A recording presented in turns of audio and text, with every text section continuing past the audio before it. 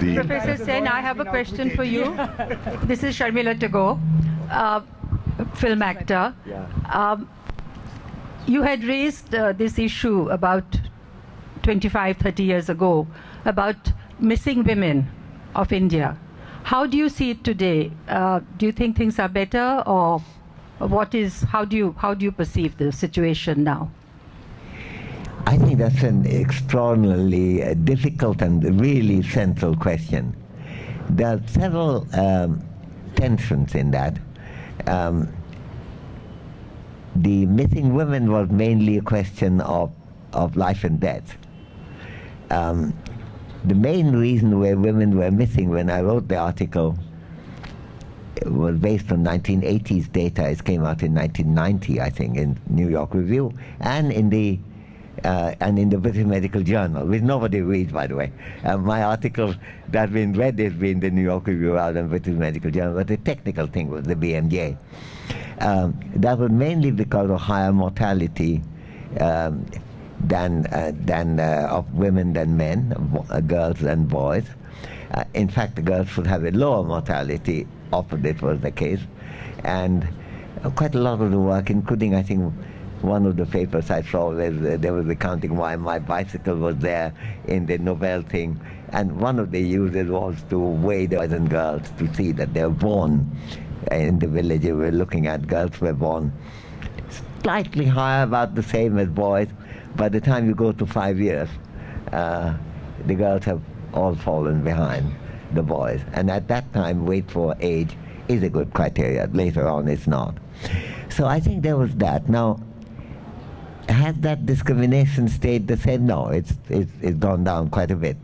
Not everywhere, but it has certainly gone down on an average. What happened, however, is that the proportion of missing women has not declined in India or in China or a number of other countries. Why not? It had declined, by the way, in Bangladesh. Why hasn't it? Because as the mortality disadvantage have become smaller for the female, the natality disadvantage of sex-specific abortion have come in. Even when I was publishing the New York Review and the BMJ article, the sex determination of fetuses were coming into play.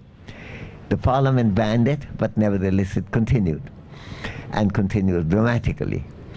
Now, you have a peculiar thing now, which I have, and if you're interested, I did an article in the New York Review again, which came out last year. It's called the Indian Women, the Mixed Truth. If you look at the ratio of boys to girls born, everywhere in the world, more boys are born than girls. In fact, there are more male fetuses conceived than female fetuses. It's just that the females do better in survival everywhere, including in the fetuses. In the absence of discrimination, of course, in the fetus there isn't. So about 109, or I'll put it differently, 100 boys are conceived with 91 girls conceived. By the time it's born, it's about 94, a little bit over, 94, 95 girls born compared with 100 boys, if across the world, unless there is sex-specific abortion. Now, if you look at India, north and west, everywhere from Kashmir, Haryana, Punjab, Rajasthan, Madhya Pradesh, UP, Maharashtra, Gujarat, Maharashtra, the whole of that belt, the ratios are dramatically lower than the European ratio, which is around 94.5. If you look, however, at the south and the east, going from, it's just not a Kerala story alone. Kerala, Tamil Nadu, Karnataka, Andhra, going all the way to Bengal to Assam. The ratio is still European ratio. There may still be some sex-specific abortion, but it's not demographically strong enough to move the numbers. Why this divide? Now, this is a question about this cultural issue concern. I think maybe is there something in the culture? I don't know. I'm trying to do some work on that. Are the kind of persons who are put forward as heroines or heroes? Does it make a difference? Does it affect people's attitude to boys and girls? I just don't know the answer, and I would like to know. I would like to, ideally, I'd like to do somebody else to do the work, and for me to read it. But if no one is going to do the work, I have to do it myself. So if my health lasts, watch this space. I will. I'll send you. We will be the first to hear. I just don't know the answer why India is cut in two halves. It goes like that, and it's a clean cut.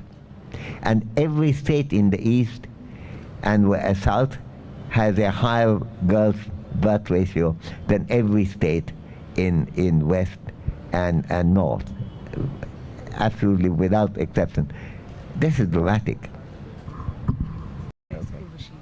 I have a question that goes back to the early points that you and Pratap were discussing about Bengal and specifically about Calcutta and the changing nature of both intellectual activity and the city and city life and so on. A large element of that in Bengal and specifically Calcutta would have been women and the way in which Bengal dealt with its women. I mean, there is a myth that there was more egalitarianism, there was more less violence on the streets and so on and so forth. What is your view on what's changed today in this respect? It's again a very complex question. I just don't know. You know, I think I'm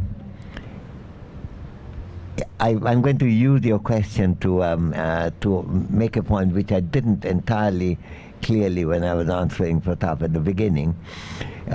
Calcutta's cultural richness was not only about things that were produced there.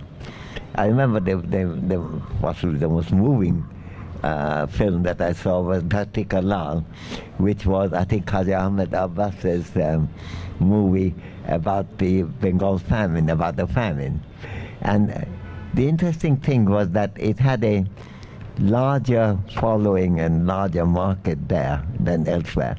Similarly, you know, all the Dasika movies like Bicycle Thieves and Miracle of Milan, the fact that any evening when I arrived in Calcutta, the great thing that any evening I can go and somewhere watch a movie not necessarily made by either Bengali or a Bengali woman, but it came from anywhere, but there was a culture of great appreciation in that.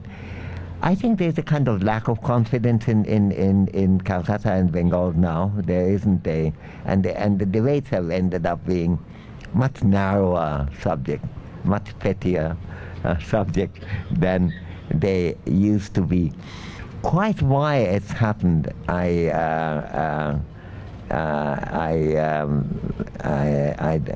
don't know. I mean, it's something. Am I right in thinking that you were with me or not? Yes, you are. I mean, you know, it's not because you're invisible, but because the light is dazzling me. You should do a book on that.